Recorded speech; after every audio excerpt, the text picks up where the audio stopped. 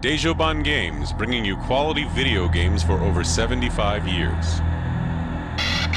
In the year of our Lord, 1982, polystructures fell from space.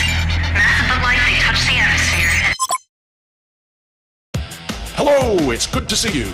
I can't see you literally, of course, as that would be a violation of your privacy.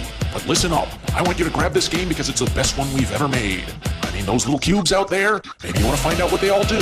And now you can, so I'm going to tell you a little story.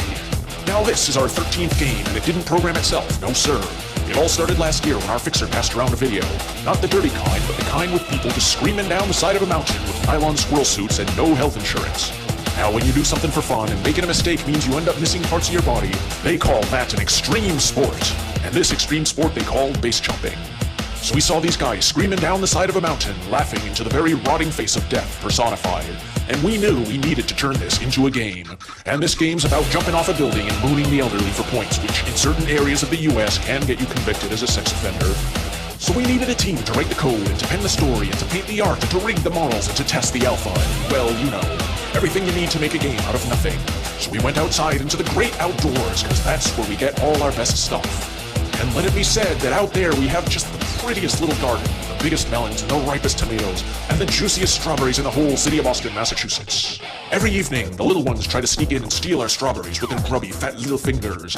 And for your benefit, I'm gonna call those little ones pixies, because that's what they really are, no matter what the police say.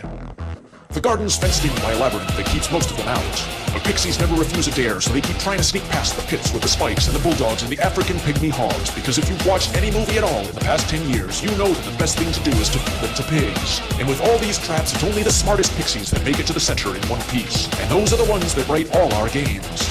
It's the pixies who wrote the game that you're playing now. They're the ones that came up with the idea of flipping off spectators and downing shots of imported espresso and mainlining six-packs of whiskey and the meditation and the anti-meditation and headbutting exploding poultry and spectators who fall from windows and break their heads open so that out sprout sunflowers that you can pick up for a cool 1,000 points. All of which, I might add, is something you can do now or something we're working on right this very minute. Now you can catch pixies with common household items if you're not afraid to get your hands dirty. And so we caught them, and we clipped their pretty little wings off, and we chained them up in the part of the basement that's not on any blueprint the city knows about. And we set them down to work on this game for a year, and we didn't let them up until they were done. Not to eat, not to sleep, not for anything. By the time they finished, most of them had died of dysentery, much like your oxen do whenever you cross the Missouri River on an 8-bit home computer. But don't feel sorry for them, because pixies are nasty, nasty little creatures. They'll steal anything that's not nailed down, and they'll gnaw the skin right off your finger if you let them, because cruelty is how they express affection.